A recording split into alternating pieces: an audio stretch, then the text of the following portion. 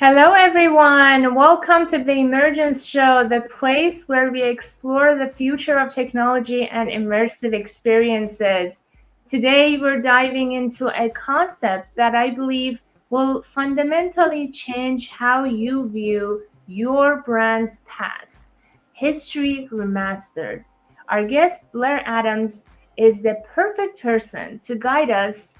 He is an AI filmmaker and AR developer and a former prototyper from Meta who has been on the front lines of building what's next.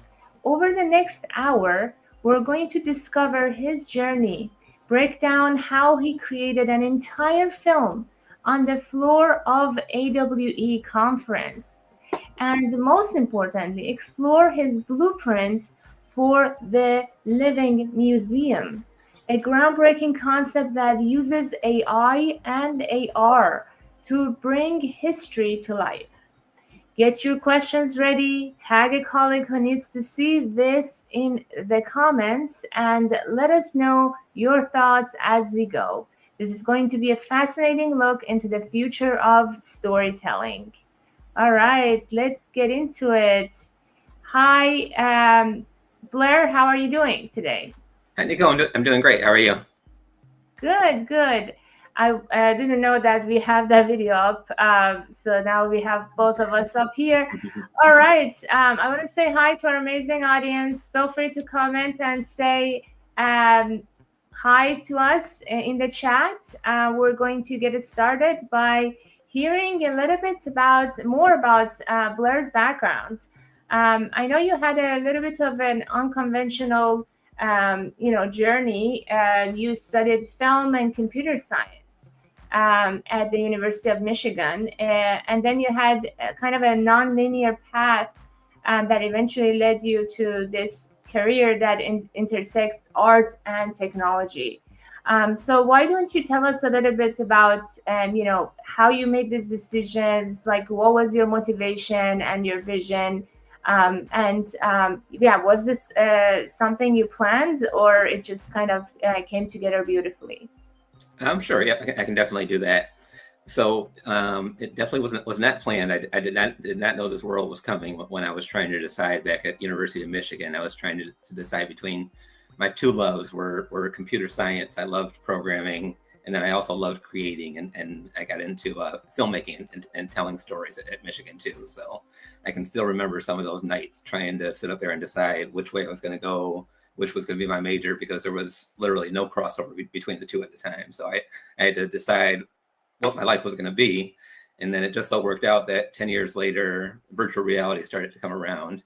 And that was really kind of the first perfect medium. I can still remember the feeling of kind of putting on that first Oculus headset and getting a chance to experience. I think I was standing on the top of a windmill and looking down. I could look all around and see all around me, and just really kind of felt like this was going to be the future of entertainment. It gave me a chance to kind of work both of the muscles that I really wanted to work. So it had the creative aspect to it. You could create games and show different environments inside of it. And then it also had the technical side too, where you could kind of figure out all those different technical challenges and do the programming necessary to kind of create these unique experiences that hadn't been done before. So I've always had an interest in kind of being at the cutting edge of technology and seeing what's possible with the future.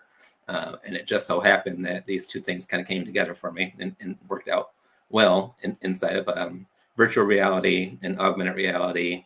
And then eventually kind of getting more into the AI film stuff. I really got a chance to kind of get back into storytelling and really kind of figuring out kind of how to communicate different ideas and not be so bogged down with having to be stuck on one bug that would take up 3 or 4 days of my life trying to figure out why this one thing won't move 2 inches to the left. I could just kind of focus more on kind of creating and letting my technology background kind of augment my creations. Love it. Amazing. And I'm curious, what was the application of kind of this dual focus of film and computer science at a time? Was it more virtual effects that you guys were working on? It was. It didn't really fit. So the After Effects was around at the time. So I tried to use After Effects on my projects just to kind of see what could be done with it and how I could kind of bring some of my After Effects skills into the storytelling ability. So I guess nowadays I'm kind of doing the same stuff with AI now.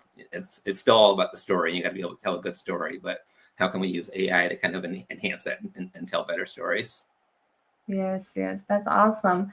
Very cool. And so maybe you can kind of high level tell us how did this all go? You went to school, and then like what type of jobs did you have that eventually led to where you are now? Sure. Yep. So I've had a couple of my own companies. So Digital Destinies was, I think, my first Revolution-y Digital Destiny is kind of my first couple of companies. So that I started with friends.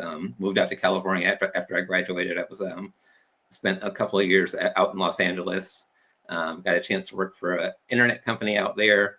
They were selling bikes, but this was kind of during the whole internet boom. So they kind of created a whole community around bikes. So they were doing games, they were doing videos. It was an amazing job. I was like on Beverly Hills. I still remember driving to work and, driving by the palm trees and all the Coaches and Gucci's and Louis Vuitton stores were right across from our office down there in LA. So it was definitely a unique experience during the whole boom time.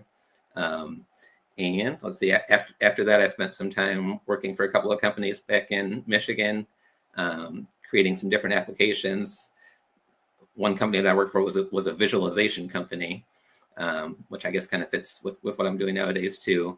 So it was one of the big projects that I worked on there was for visualizing your home. So you could do things like replace your garage doors. If you want to see what these new expensive garage doors are going to look like on your actual house, you can use augmented reality to kind of point at your home with your phone and go through thousands of different options. I had no idea there were so many options for garage doors that you could actually create. So you can see all 1,000 options and figure out which door you want before you place the order. So that's an interesting point. People often think augmented reality is like one of those new technologies, but it has been around for so long. It just hasn't been widespread adopted. It really has. Yeah, that reminds me too that you say that. When I first wanted to get into it, the price tag was $20,000 to develop for augmented reality. So it was before Google came around and before all of that stuff. And I was curious, I kind of seen a little bit of augmented reality stuff on the internet at the time. So I went and researched it and saw how much it would be to get involved. And, that was the end of my augmented reality career for right then, because I didn't have the $20,000 to invest in the software. But then, of course, it got much easier with Google coming into play and Unity and all the other companies. It was free to develop with at that time and a lot more powerful too. So I definitely took advantage of that at that time. Cool. And then how did you get into the film side of things, in AI film and 3D design and all that? Always been an interest of mine. So I think one of the first projects that I did after I took one class on 3D development back in Michigan at Schoolcraft College. And they taught me how to take a box and that you could actually apply textures or images to different sides of the box. And really, that was the only lesson that I needed. I went crazy from that. And I went downtown Detroit, born and raised in Detroit, and photographed about a 2 or 3 mile radius, every single building I went around taking pictures of and cleaning it all up inside of Photoshop, and created this map of Detroit where you could kind of fly through the streets of Detroit. And wow. I really had no business creating that with the level of skills that I had. But I think my teacher kind of inspired me. I told him about the idea, and he's like, "No, don't do that. You're not ready for that." And so, of course, I went home and started working 24/7, so I could come back the next week and show him, I got this right here. We're close. So that was the push that I needed to kind of get me to work even harder on it, I think. I love it. Yeah, this being self-motivated and driven is very entrepreneurial, and yeah, you clearly have that in you. Cool. And then how did that evolve into getting to AI filmmaking? So I guess during my time at Meta was when the AI tools first started to come around. So we had the Stable Diffusion and was it Dream Machine. So before I got married, I was kind of playing around with that stuff. So I'd be doing the Meta stuff during the day and trying to figure out the augmented reality stuff. But then my nights turned into all AI and AI image generation. And I could really kind of feel myself being pulled over to this new world that was, the AR stuff is amazing and I love it, but it's kind of slowed down a little bit as far as kind of progress the last couple of years. So that kind of cutting edgeness, I was definitely getting during the evening hours, and just kind of seeing how things were developing, how fast new programs were coming out, how much stuff was getting better. It was really kind of this unknown world where we didn't really know kind of how to talk to these programs at first and how to ask things. So kind of getting a chance to figure that out, how to best kind of communicate with these systems, really just kind of took over for me. And so first it was the image generation, and you know, I couldn't believe how fast the video generation started coming around. It was the quality of the videos that you could get at the beginning were just terrible, and you know, it was hard to imagine how it could evolve so quickly, so fast. And now, you know, you can kind of create images that it's really hard to tell, even for experts, whether this image or video is created by AI or whether it was filmed with a $300,000 camera. So it's been nice. It could be good or bad. Is it true too? Awesome. And now you have your new venture, which is called Imitation Films. If you can kind of share a little bit high level what that is. Sure. Yep, definitely. I can share the quick look at the website here if you want. Sure. Yep. So this is my website. If anybody's into the vibe coding stuff, I went through and kind of vibe coded this whole website in the course of a weekend. What tools did you use? This was Bolt. Bolt.new is the website. Yeah. They just had $1 million competition. So I used to have to do my own websites, and it was a terrible experience to kind of put them together and update them. So I would never update them.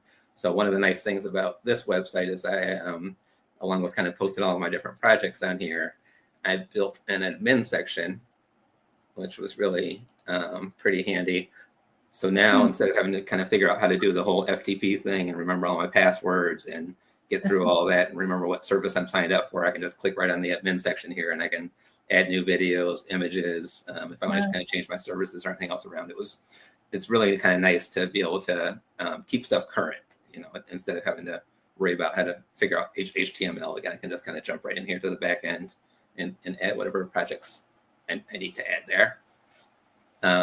So yeah, I first got into, and I've had another company that was kind of more focused on the augmented reality and the virtual reality, which was 42 levels, which is still out there too and doing some work under there. But I really wanted to kind of focus more so on the AI film stuff. And I really kind of see this area as taken off. I didn't want there to be confusion with the old company and other things going on. So I created this one here. So it's only focused on the AI film.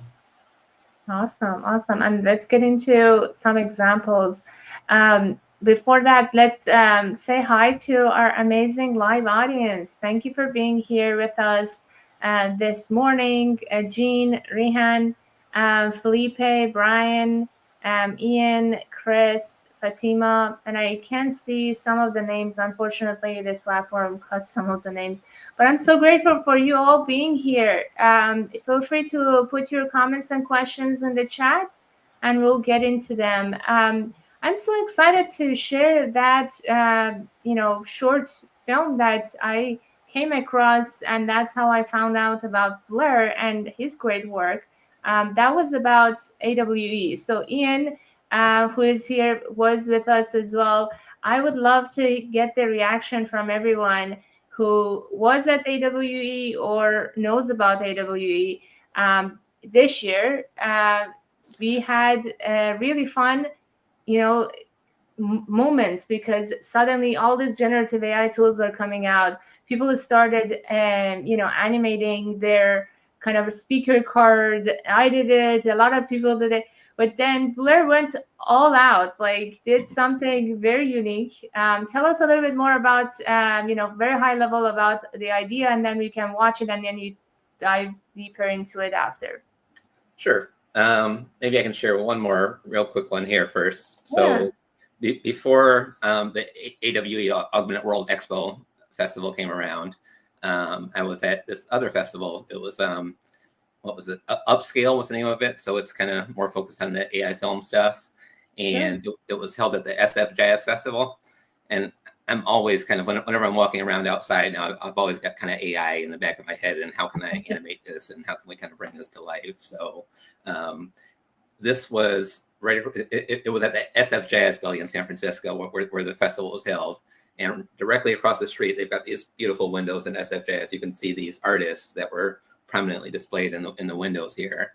And it took me about 2 seconds to come up with the idea. As I'm walking up, I say, these people really need to be animated here. We can't have these people kind of standing around and still. Right. And it was a quick enough kind of thing too. I was like, and I need to do it today and get it posted today, and hopefully, some get it out there. So so this was just a quick little kind of 6-second version that I did here. Cool. So gave it a few tries. Tried to kind of figure out the right prompt for it, and I didn't know if I could get all 10 of them kind of moving around and dancing at the same time, but was able to kind of pull it off there. And I just had to clean it a little bit inside of Photoshop and got it posted. And the people that were running the festival kind of saw it and commented on it, and got a little kind of viral moment off of that. So I think that kind of put the seed in my head there that there's more to this kind of live, quick kind of turnaround on videos and changing stuff around that's actually kind of around us. So that's probably where the original seed came from. Nice. And the night before the event, I was this was day 2 of the event. So the first day I went to all the conferences. I sat there and took my notes, and then I think at the very end of the day, I heard that all the conferences were going to be posted online too. So then I was thinking, well, I don't really need to kind of sit in these conferences all day. I'm not great at networking. If I do a good job out here, I'm going to meet 10 people over the course of the day. But how could I kind of show my skill set and show people what I could do, and what could I create that might be able to kind of make more of an impact? So I think that was kind of the seed of the idea that I had there. And all right. Let's watch it. Yeah, let's go ahead and jump in. Sorry.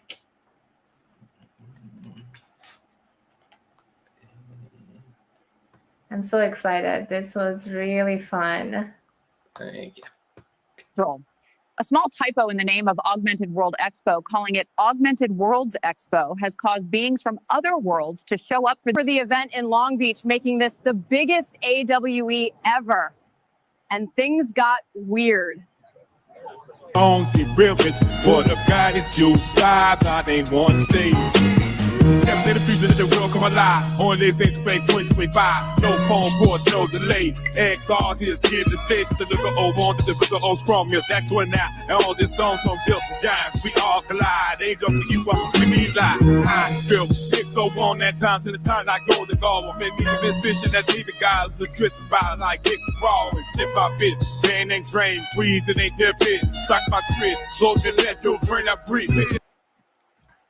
My EOB, and then what it is green, micro D in your eyes is clean. Rumors got the FOV on lock, daylight bright, sunlight shot. No one wristband just to control. Camera step back to the new goal. From hack teams to enterprise teams, VIP tracks and startup wings. Step in the future, the world come alive. On this X-Space 2025, no phone calls, no delays. XR's here to stay. Apps in the sky, wearables on the rivers. AI was supposed to be all I miss. Step in the future, let the world come alive. On this X-Space 2025, no phone calls, no delay. XR's here to stay. Number one wristband just to control. Camera step back to the new goal. From hack teams to enterprise teams, VIP tracks, startup wings. Step in the future, let the world come alive. On this X-Space 2025, no phone calls, no delay. XR's here to stay. Apps in the sky, wearables on the ribbons. AI was supposed to be all I miss.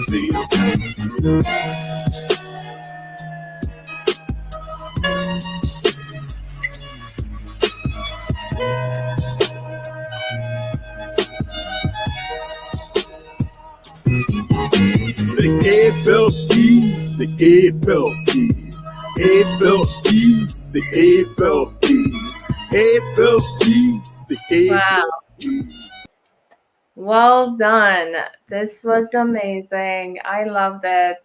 And I immediately messaged you as soon as I saw this. This was really well done. And you did this while we were at the show. Tell us a little bit more. How was the process of capturing all these moments, which is so familiar to those of us who were there? Sure.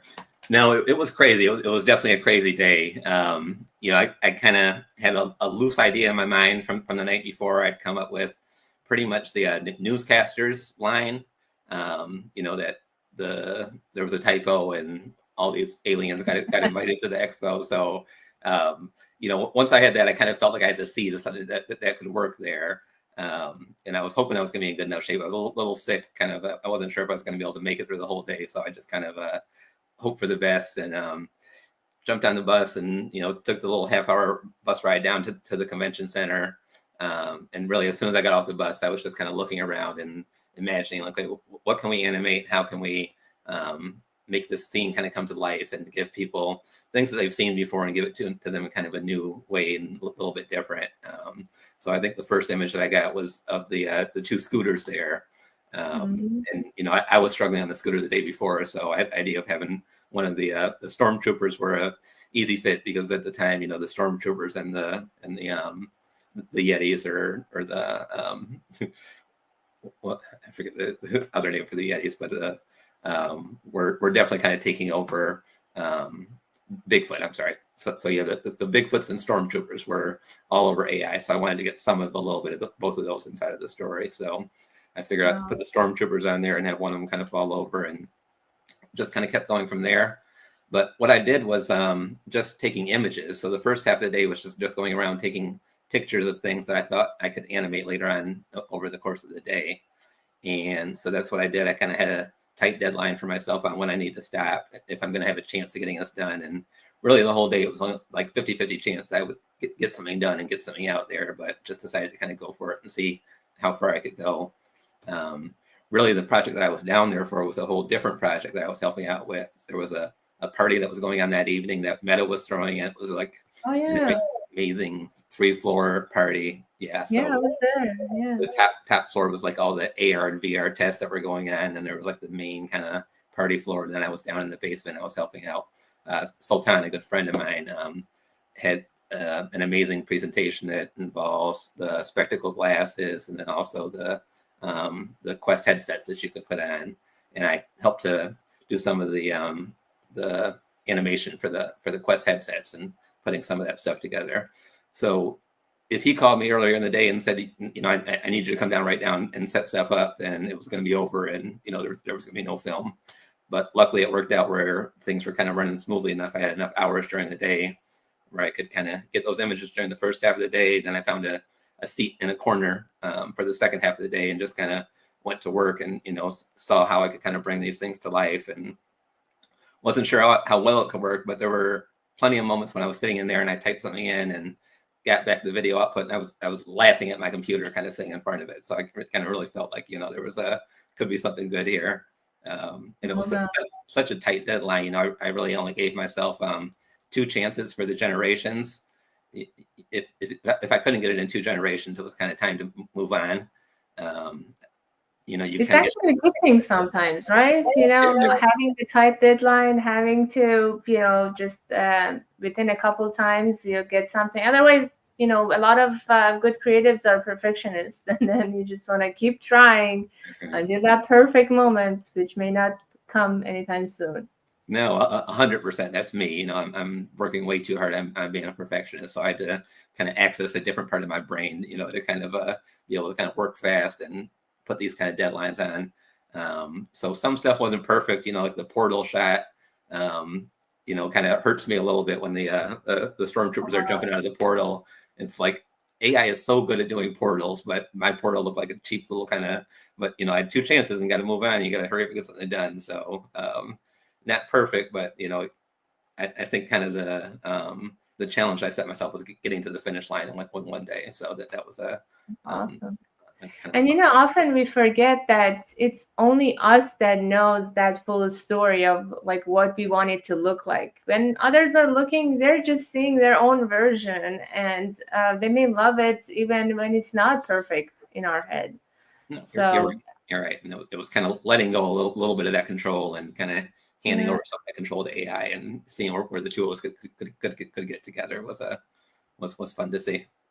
Yeah, and it was a very fun, different vibe from what we expect from AWE, and it was really cool. Well done. Is there any takeaways from this? Like you call this like a guerrilla filmmaking, something that kind of like guerrilla marketing. You go out and about and you make something happen quickly. Maybe tell us a little bit more about this trend. Do you see opportunity for other brands and creators to like want to do bring their creative ideas to life quickly like this? Oh, for sure. It's definitely a different day as far as kind of coming up with an idea and getting to a finish line. Can happen over the course of a day instead of over the course of a month. So really, it kind of comes down to that original idea. I think you can't. Or I haven't been able to figure out yet how to type into ChatGPT, give me a good idea. That normally doesn't work. You got to kind of do some of that hard work on your own still. Or maybe it gives you some ideas, but you kind of have to take it to the next level. Right. And that's true too. You kind of work with it back and forth, and it might give you a little seed of an idea that you can kind of build off of from. So I definitely kind of do a lot of collaboration on that side. I guess one more note that I'll say just about the film that I didn't mention was the soundtrack on there. I kind of one shot at the soundtrack too. So, I figured out that I needed something that would kind of work. I got all these kind of little clips and there's no audio track. So what am I going to do? So I went over to ChatGPT and I asked ChatGPT to summarize the AWE event for me. And I didn't even have time to read it. I just kind of took the whole summary and pasted that over in Udio and had Udio kind of create the soundtrack from this kind of a description of the event. And, that pretty much gave me everything that I needed. I think I needed to make it a little bit longer at the end. So I did this kind of little chant thing at the end and kind of tied it all in together there. But again, just figuring out how to get it done and get it done fast, it's definitely kind of inspired me to try some different things there.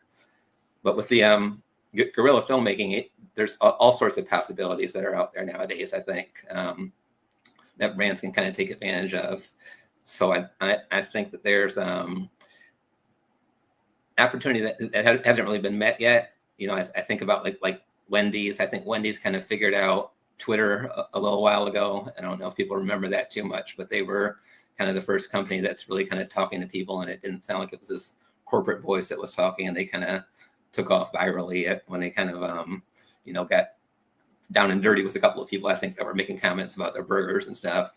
And it did really well for them. They got millions of views off of it. And I think we're the most popular kind of a food company out there for a while.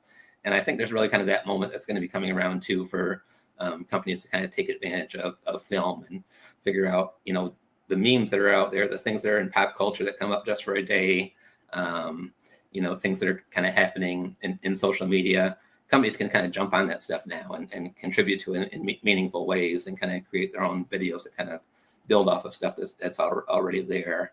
So I think really the first one that figures out how to do this really well, or the first couple, have got a chance to really blow up virally. So kind of figuring out how to get that engine going, how to do the pre-work ahead of time so that when one of these moments does happen, you can kind of jump on it and be ready for it. I think there's a lot of opportunity for how the guerrilla filmmaking can kind of evolve with AI. Yeah, that's a really good point, because a lot of times the traditional way that brands work is like quarterly campaigns, or like plan ahead a year before. Like that, by that time, like all the cultural trends are irrelevant, and you're too late to this. So that's such a good point. And I want to go back to what you said about the audio. A lot of times we think of film as just like the visual aspect as the key component, but if we were to watch this film that you shared or any other one without the audio, it would not be as fun, honestly. So like that's such a core component of this story. Do you agree? Oh, it really is. Yeah, it makes such a difference. And, I think that's something that my background in filmmaking it helps with too, understanding how much audio can make a difference. And I think that was one of the lessons I learned even back in school was you can watch a video. If it has bad video quality, you can still get through it and watch it and you're a little more forgiving. If the audio quality is bad and the sound is choppy, people are ready to hit that cancel button right away. So it's definitely kind of an important aspect to kind of pulling that whole story together. And you get the right audio track or the right music that's in there, and it really just kind of takes the piece to the next level. So, and definitely have a lot of respect for the musicians and the audio. Awesome. And we do have a question from Fatima, and she says, "What kind of AI drugs are you taking?" That was funny. And then Marius is saying, I wonder how long do you think it will be before we see a full-length movie from script to screening generated entirely by AI with no human assistant and good enough that audiences cannot tell or do not care that humans were not involved? I'm not too excited for that part. Once that happens, then you can just press buttons and kind of get hundreds and thousands of movies. And you do kind of see some of that stuff kind of happening right now, where people are stealing an idea off of YouTube and plugging that into AI and kind of creating their own version of it. I think that the best work is still going to be created with humans kind of involved in the mix. And the best quality work, I think, is still going to be when you get people from different sorts of mediums that kind of come together. So if you get real musicians, real artists, whatever medium your art is, getting those people together, you're still going to have a better chance than kind of just plugging this into AI and saying, make my film. And, there's some little tools that'll do like a little kind of 5-minute version of that for you nowadays. You can create a 5-minute animated film with just kind of typing in one sentence. But they're not really all that great. And I think hopefully for at least another 5 years, at least, we're going to need that human to be involved and need that human to kind of make those decisions on what really works and what doesn't work.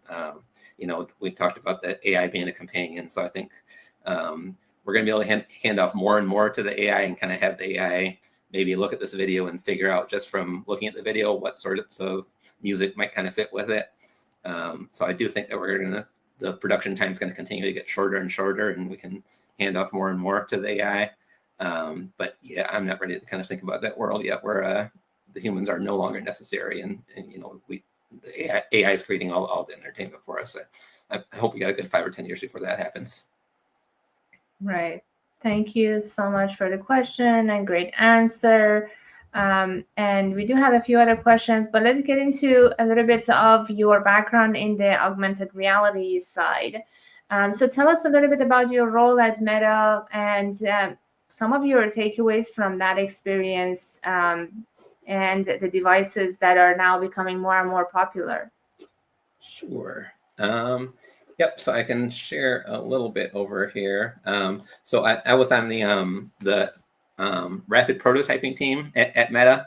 So we got a chance to kind of, it was quick turnaround. They didn't want polished code from my team. It was get it done quickly. We got an idea. We want to test this out today or by the end of the week. So we've got some new UI stuff that we want to test out. So the main thing I got a chance to work on over there was the augmented reality glasses that aren't quite out yet, but are hopefully getting really close.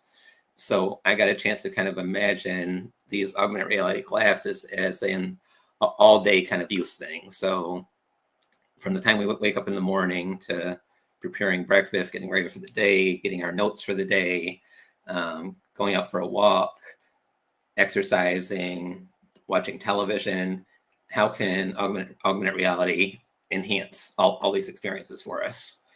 How can it be help to make our lives better, but then also not kind of take over everything and kind of cloud our vision so that we can't focus on conversation or focus on our work? How can we place things and have things kind of come up when we need them in the right location that we need them? And if I'm not going out on a run, I don't need the exercise apps in front of me. But if I'm stepping out and it's 6 o'clock, this AI and AR can learn more about me and figure out what it is I need at the right times. So really kind of imagining them as all day, everyday devices, and then testing out different UI setups to figure out what really kind of works was one area where I got a chance to spend a lot of time. And this just got released, I think, a couple of weeks ago. They had started talking about this one publicly, so I wanted to. I did get a chance to do just a little bit, kind of helping out with some of this. Another member of my team did a lot more on it. But it's at Meta Reality Labs, we've been this here, but it's a really interesting kind of a device. It's I'm hoping that the real version's gonna be a little smaller. This is a prototype, but you put it on your wrist, and it understands everything that's going on with your hand. So all sorts of little kind of micro touches and movements of the finger. This wristband is getting all that kind of movement for you. So you can scroll, you can tap in advance, move stuff around, and you're doing all this just in the air. Or if you're in a meeting and you want to kind of navigate the internet while you're in a meeting, you can just kind of have your hand underneath the desk and kind of move it around a little bit and figure out, augment your experience and figure out kind of how to pull information in where you're still kind of connected with the people around you. You're not kind of looking down at your phone or tapping on your phone. You can be locked in and at the same time kind of augment your experience with extra information. And right at the end, there's another little kind of cool function. You don't need paper anymore. It really kind of understands. If I go like this, it'll know that I'm saying hello right here. So, just kind of some of those really kind of cool technological advances, seeing those actually kind of come into the real world now is an exciting time for sure. Yeah, there are a lot of these kind of augmenting devices. I saw at AWE there was a ring that I think was in collaboration with Qualcomm. And so there's so many of these different devices that are coming out to help us communicate with, these new interfaces. And yeah, really cool stuff. So what would you say is kind of like the exciting use case for you for this type of devices that you were working on? And how do you see it's an opportunity for creators like yourself? Yeah, all sorts of exciting use cases, really. There's so much new stuff coming around every day. Just the idea of being able to kind of walk around and capture what it is that you're seeing. So instead of me having to kind of walk around and tap on my phone, it really just kind of opens up a lot of new kind of creative possibilities where, these videos are really kind of fun to watch that weren't fun to watch before, or were kind of hard to shoot and create, whether it's somebody kind of riding their bike around or, really kind of giving you that first person perspective on things where you can kind of put yourself in someone else's eyes. I think there's definitely kind of a lot of creative possibilities around that. And then just augmenting our world in different ways. We haven't seen too much of it yet, but if you want to kind of, put different paintings on your walls or, however it is that you want to you can have a very simple home and then put the glasses on and have it be the most kind of expressive environment that you could imagine. So just kind of creating those different worlds for people, giving people the tools to kind of create those worlds for themselves and kind of look at the world in any way that they want to is going to be an exciting place to be in the next couple of years. Right, like change the paint of the room every day. Exactly. Or things that are like a little bit more challenging physically, now you can do it virtually. Awesome, thank you for sharing that. And we do have a comment from Brian. That device that you showed could be used as part of a biometric login process. Yeah, I mean, there are a lot of use cases, right? Right, no, for sure, definitely that. Amazing. And Casey is joking, ChatGPT is creating me an AI drug as we talk.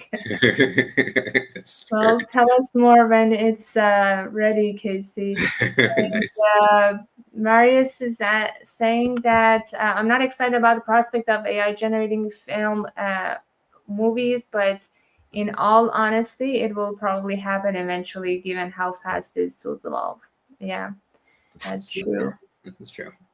And what technical skills would you say matter most to break into AR, VR storytelling that can make a great creator or collaborator? Is it OpenGL, Blender, Unity, or something else? Yep. So let's see. So for the AR and VR, I still think that Unity is a good choice. Snapchat is another one. You know, if you just want to kind of get in quickly and get some stuff done, there's less of a learning curve, I think, for kind of jumping into Snapchat and being able to create some impressive things. And then kind of getting into the AI world. If you want to do more things on your own, there's stuff like Comfy UI out there that there's a little more of a learning curve for, and it's all sorts of great resources out there to kind of teach you this stuff now. But there are a number of different websites out there, and every week one company is the best one, and then the next week another company comes out with something else and a new tool to make that one the best one. So a lot of stuff to kind of keep your eyes on. You know, Google VO is definitely one of the top ones right now. Pika Labs just came out with an amazing tool just yesterday, where it's a lip syncing tool, but it really kind of captures emotions well too, and even kind of singing. And you can use it on real characters. You can use it on an image of yourself, and so you could kind of create a virtual version of yourself if you wanted to. You know, that could be out there working 24/7 and kind of speaking for you. So you could kind of create an AI voice model. You know, using a tool like 11 Labs. So all these different tools, and kind of staying on top of what's out there and what to learn, and then animate that, kind of bring it to life with some of the other tools like a Kling AI or the Pika Labs or VO. I think just kind of being connected with that whole ecosystem and paying attention to what's out there. Mm-hmm. Twitter or X, I think, is a really good kind of a source for me. And usually things are coming out first and there before they're coming out at other places. So keeping your eyes on what's available, with what the latest tools are that are out there. And I really think kind of with a field like this, it's just being willing to learn new stuff. Something that you're going to spend 10, 20, 100 hours on right now is going to be an obsolete skill a year from now, because there's going to be a better way to do it. So it's just kind of understanding that and rolling with the punches and being excited about what's coming next, and figuring out how to also kind of create work that's a little bit of timeless too, and that you're not kind of just betting on this latest kind of gadget kind of thing, and that you're telling good stories behind things too. So in addition to all the different technical skills, it's really kind of you have to know how to tell a story too. Okay. So I think that's kind of missing from a lot of the AI stuff that's out there right now. We got a lot of technical people that are in the field, but really kind of figuring out how to apply these AI tools to tell better stories is an area that I think is going to see a lot of growth over the next couple of years. Right. Speaking of storytelling, let's talk about the work that you did for the documentary that you created related to Robert Smalls. Maybe tell us a little bit about who Robert Smalls was, and why you cared about his story. Sure. Yep. So you want to play first, or you want to tell the story? Yep. I can let it play in the background here for us. So it was I heard about this story for the first time. I was watching a PBS documentary by Henry Louis Gates. I think it was Many Rivers Crossed, and they spent maybe 2 minutes on this story. It was they gave a little piece of his story, and it sounded like science fiction to me, really, just the amazing life that he led. He was born as a slave. He worked at the docks down in South Carolina, in Beaufort, South Carolina. Charleston, South Carolina, for the docks. And so he knew how to handle the ships. He knew how to pilot ships. And he put together a plan where one day he got together with 15 other slaves, got them all on the ship, and in the middle of the night, took the ship and drove it up to the north. So he had to wind past all these different security checkpoints. There were 5 or 6 different forts out there that he had to know how to navigate past. Just an amazing story. He had the captain's hat that he wore, so he kind of looked a little bit like the captain. So they left at 4:00 in the morning, where you can't really kind of see people. You just kind of see the silhouettes of people. So they just took an amazing amount of guts and courage, to kind of do this. They could have left sooner, and they ended up waiting because they wanted to. There was these huge artillery weapons that would have helped out the North and helped out old Abe, Uncle Abe. So they actually waited for their chance for freedom for a couple of days before they left. And then in the middle of the night, they rode up to freedom. And yeah, that was just one part of his story. It really just kind of went on from there. He received amazing recognition. He ended up meeting with Abraham Lincoln, helping to convince Abraham Lincoln that Black people should be allowed in the military and should be allowed to fight for the North. That was not a thing. It was in big debate for a long time. So really, he was instrumental in helping the North to win the war. All of a sudden, all these Black men were allowed to fight for themselves and to fight for the country. And then after that wasn't even all. After that, he went on to become a congressman and serve 5 terms in Congress. And, Wow. just the whole story was just really incredible. Went back to his former slave master's house, and some of the prize money that he got for capturing this ship from the U.S. government, he used that to buy his house back down in South Carolina, his former slave master's house, and lived there for the rest of his life. So it was literally like science fiction to me. Just hearing that one little part, I was like, well, why is this not a movie? This should definitely be a movie right now. And really, once the AI tools kind of came around, it just I didn't have to wait or convince anyone else that this should be a movie. I could make the movie myself.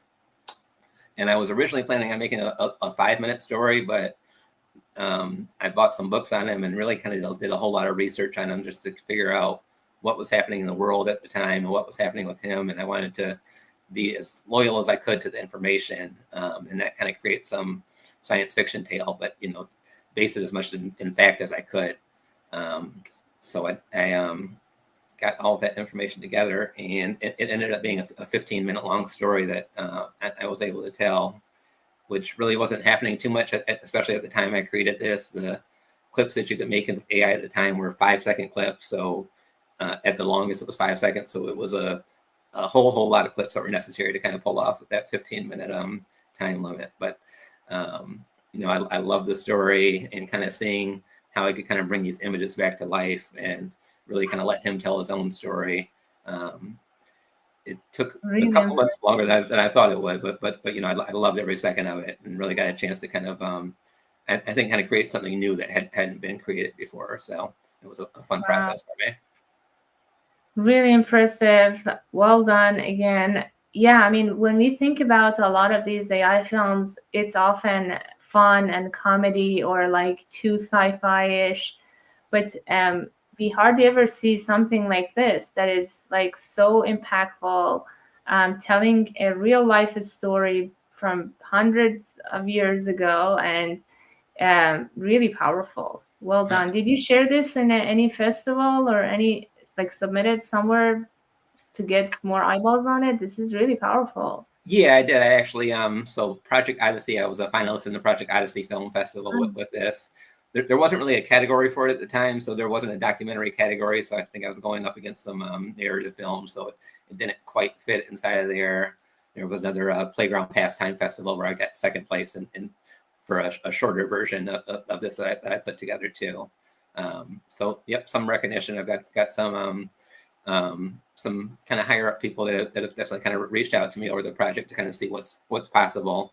That we could kind of tell with kind of bringing history back to life. It was weird for me, as I was doing it. It was definitely there were so many sci-fi stories and monster stories that were coming out on AI, and here I am going back to the 1800s to tell a story. So it was different. I felt like I was kind of doing something different than a lot of other people were doing out there. But and just kind of the the technologies were getting better. I was able to kind of some of the images, the quality of the images and those little kind of close-ups there, just kind of blew me away on how I was kind of able to kind of communicate the ideas and tell the story. Really powerful. Thank you for doing this. This is truly impactful. And I can even see this being played in a museum. I know we're going to talk about museum and augmented reality, but a lot of times we see in museums that they have a screen and, sharing a little bit of movie or scenes about a character. So, this could be played somewhere. Sure. Yep. And I've definitely kind of got some plans for that too. So I want to see how I could kind of use some of my AR skills to kind of bring those into play too, to kind of tell more of the story. So I can jump over here to a little more of the kind of behind the scenes. And what type of tool did you use for this? So for that screen I just showed there? For the overall film that you make, this one?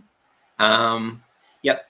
There were too many to mention. I don't know if we got enough time to name all of them, but any new tool that kind of came out, I think Kling was one of the big ones that I used at the time. Mm-hmm. You could do a lot of powerful stuff with that. Magnific, I used a lot. So yeah, I guess before we get into the museum stuff. So these were a lot of the original images that I had to work with. And I had to kind of figure out how I could kind of bring these images to life and make them realistic. So you can see this is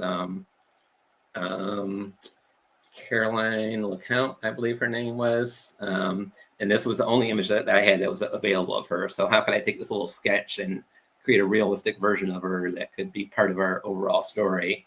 And luckily AI is a great kind of a tool to kind of help out there too. So went through some different processes depending on what images it was or what I had to work with, but a lot of cleanup of images inside of Photoshop, a lot of extensions of the outfit. So like here, Octavius Cotto, another person who these two deserve their own story too.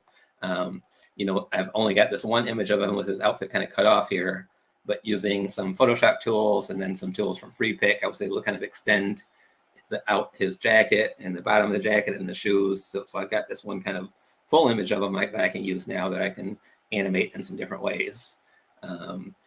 So other little kind of details, the ship, I had a couple of kind of loose images of the planner ship to work with that weren't great quality. But one nice thing that I did have here was there was a 3D model that someone had created of the planner ship. And there was some video of that I was able to kind of grab a couple of snapshots from. So I could take that model and then inside of Photoshop, put it on a bed of water and put a fort in the background and cross my fingers and type in a prompt for the AI film and kind of hope that everything kind of comes together there. So I was able to kind of recreate some of that stuff using some of those elements. What you're sharing is just a testament to this idea that making AI film is not just a prompt. Like, literally takes a lot of work. Even if you're one person doing it all, it takes so much from making sure the story is right, making sure especially when you're making it fact-based, like everything needs to be put in the right place. So yeah, totally, it's a lot of work. I appreciate you sharing some of that. But I'm curious now if you can talk about augmented reality ideas that you have for this and other ideas that we can kind of bring to life from history.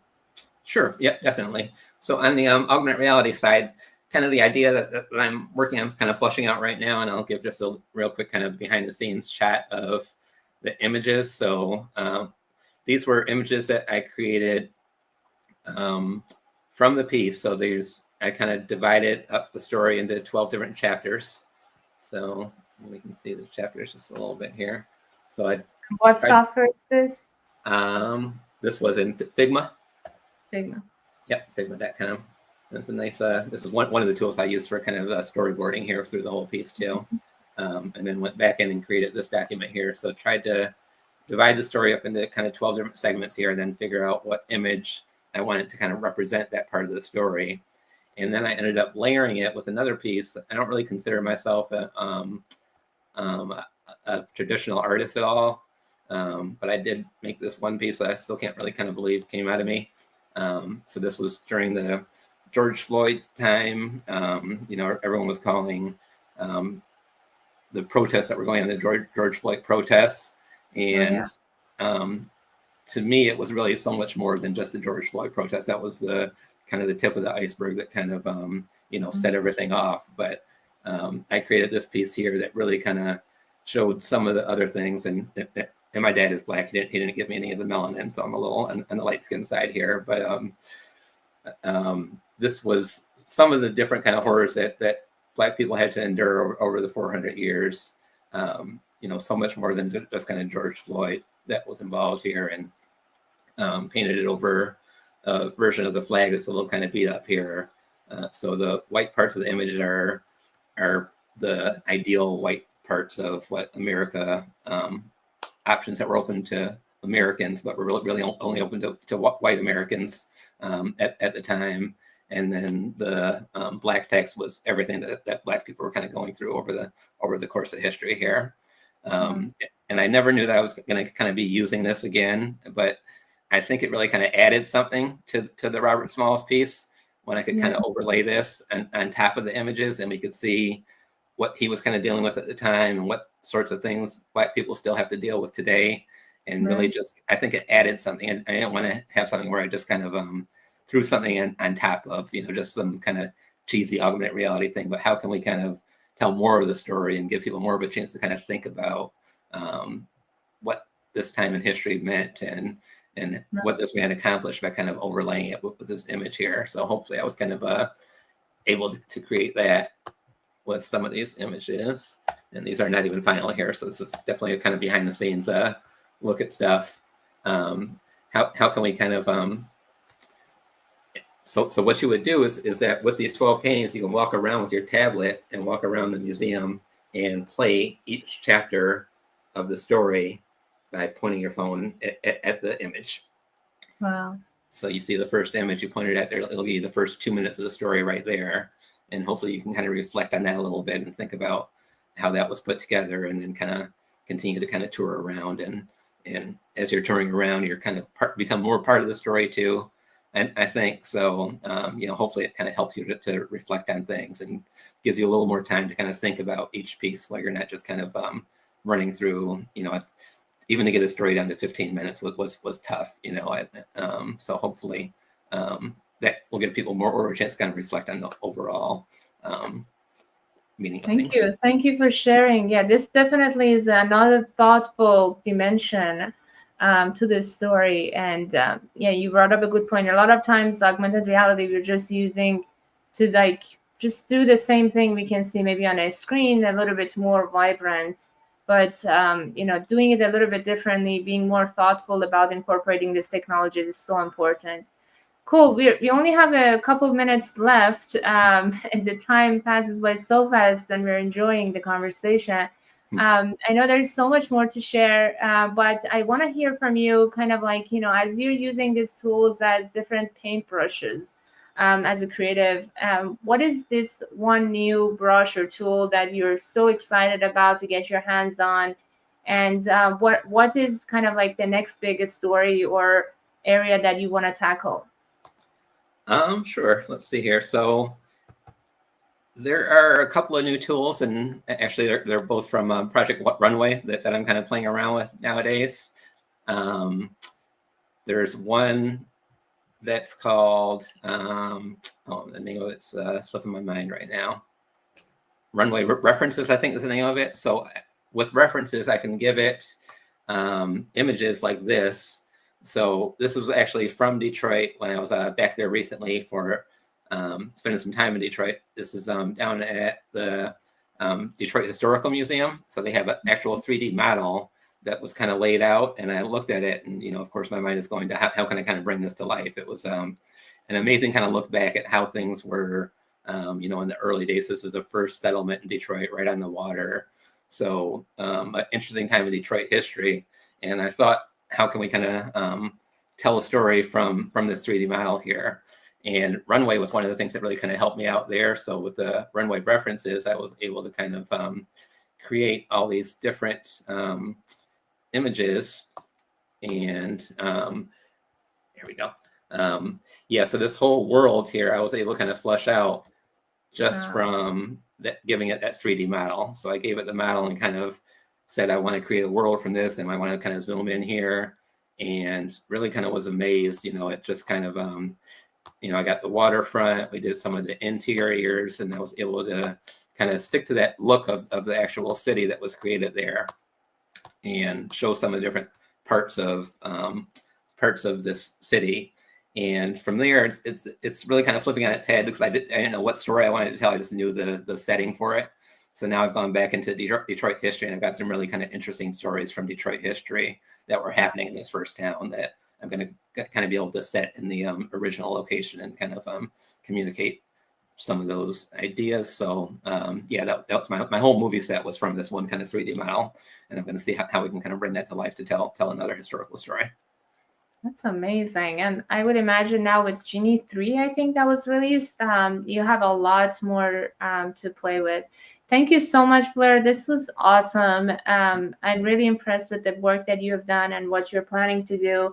This is so unique and a very special angle.